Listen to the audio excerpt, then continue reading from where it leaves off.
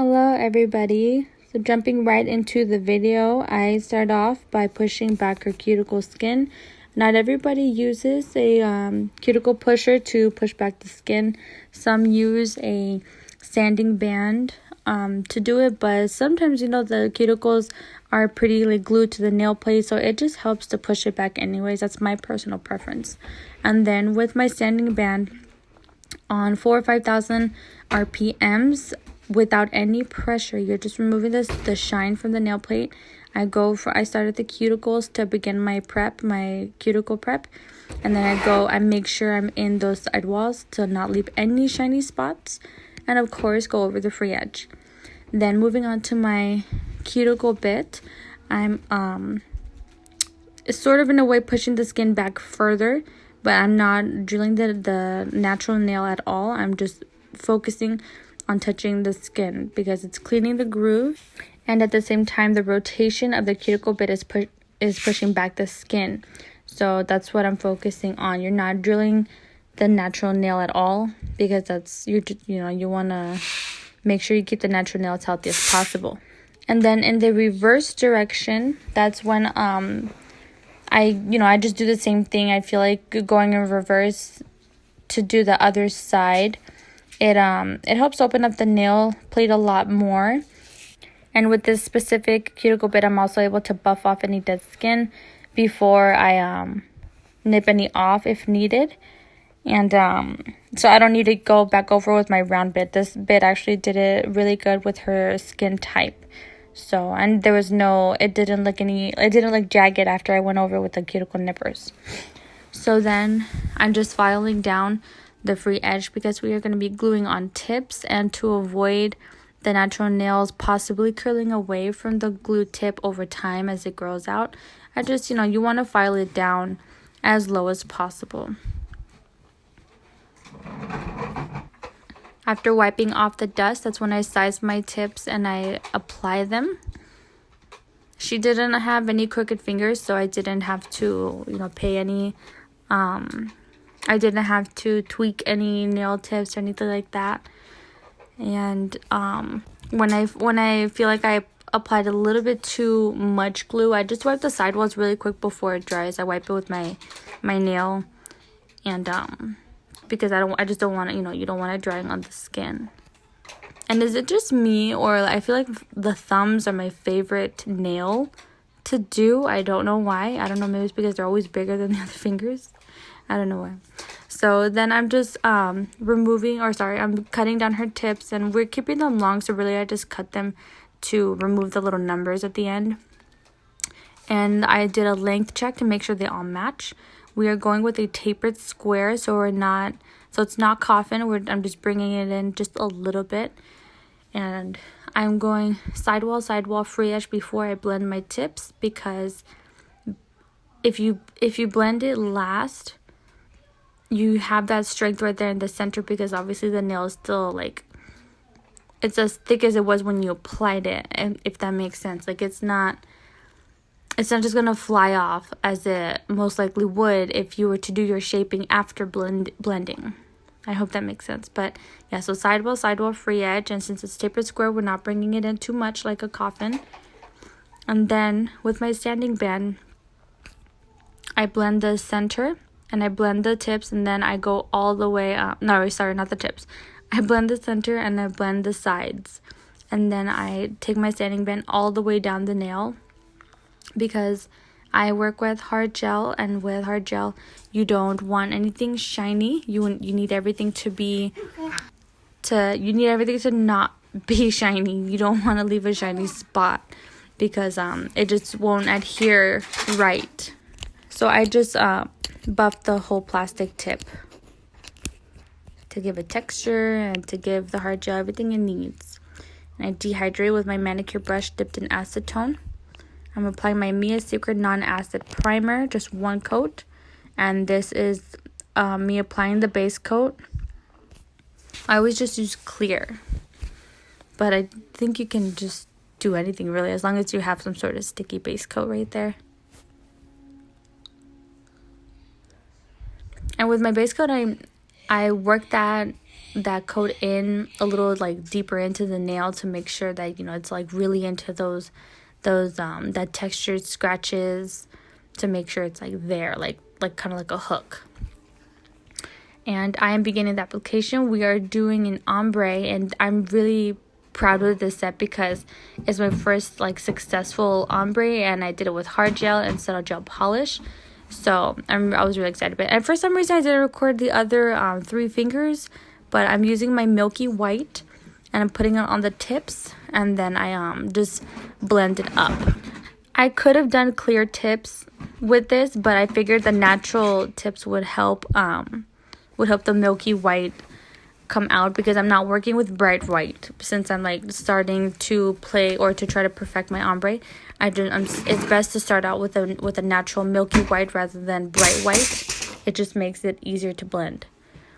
And so we're beginning the ombre part.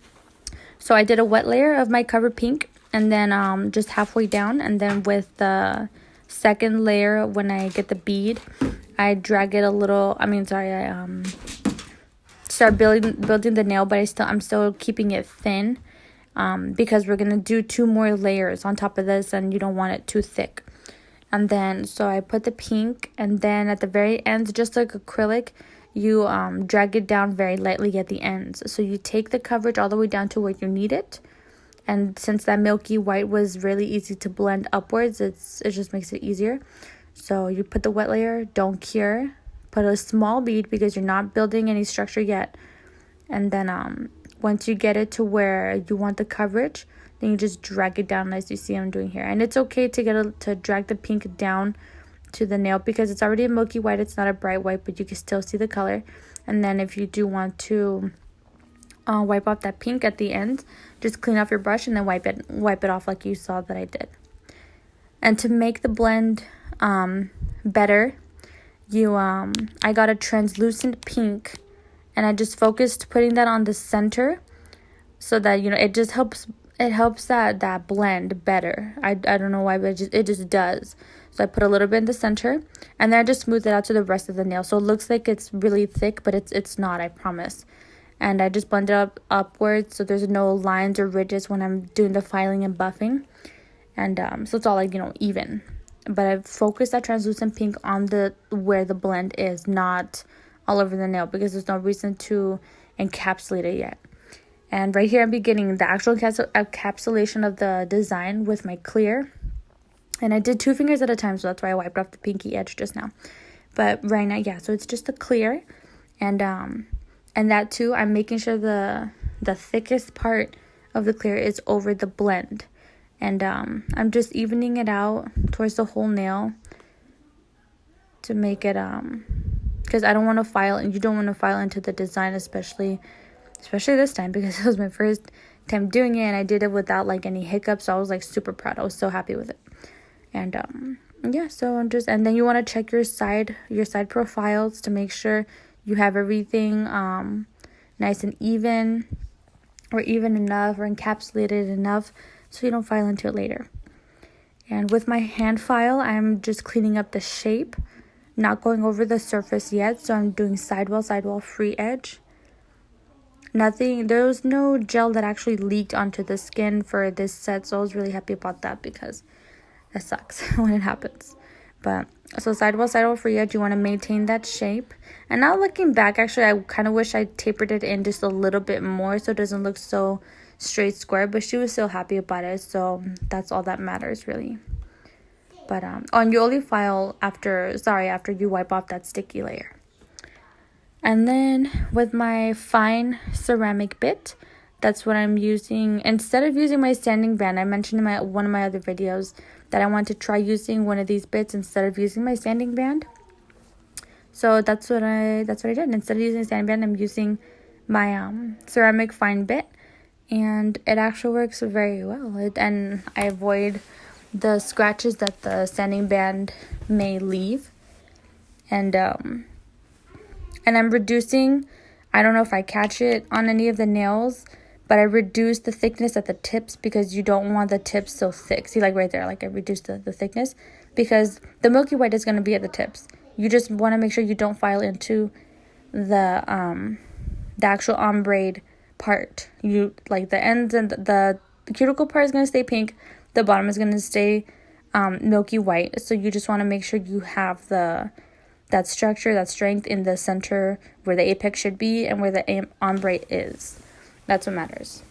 So yeah, I'm just doing that for the whole thing. And you always want to go at the cuticles because just in case something is on the skin, you want to take care of it so you avoid lifting. And that's the goal, is to avoid lifting. And it's my favorite finger. I don't know why it is, but it's my favorite finger. My favorite fingernail to do. Maybe it's because they're like at the side, like all awkward like that. So I want to make sure they're not crooked or something. I don't know. But yeah, so we're almost done with the shaping. And now I'm doing the finish filing with my, what's it called? Cross-cut diamond bit. And it takes the place of a buffer. Oh, sorry. It takes the place of a buffer.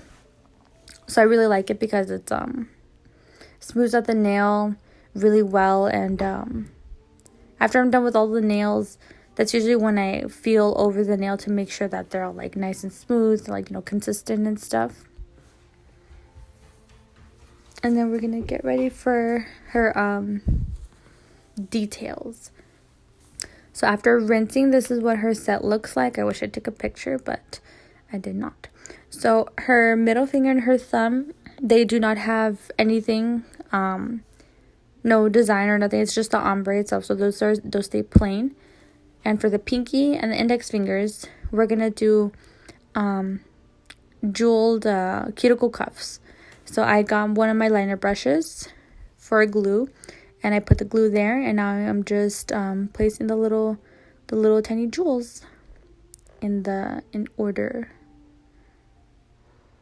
And it's kind of tedious because these were actually like pretty tiny. And then it air dries. You don't have to, well, for this glue, I don't have to put it in the lamp or anything. So I do the same thing for the index finger. I'm just placing the little jewels before it dries.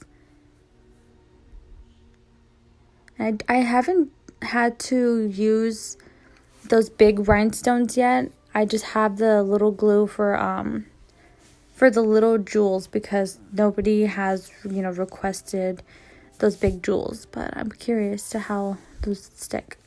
So to help make those stick better, I put a top coat just under, and I push the gel top coat, like I make sure that it goes through the jewels but not on top of them.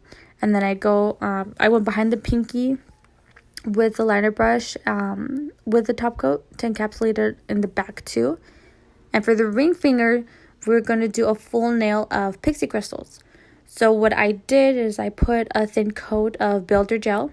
I didn't cure it. And I'm going over that very lightly with my no wipe top coat. So when it dries, then there's no stickiness of the hard gel like there. So I put 3 of the jewels from the other 2 fingers, and I stuck them in there, and I'm going over it entirely with the pixie crystals, and I pat the jewels or the crystals into the sides of the nail so it doesn't look bulky, and then I pat it down over the surface so it sticks into the builder gel and the top coat to make sure that they stick. And making sure I'm keeping that shape, so I'm pushing the crystals like off those side walls, and then I go back everything with a second layer top coat because I don't know, I just wanted to, and it helps hide the scratches of the ombre better, like helps the blend better too. It's every top coat fixes everything. And this is what we have left, and I was so proud of this set. So thanks for watching.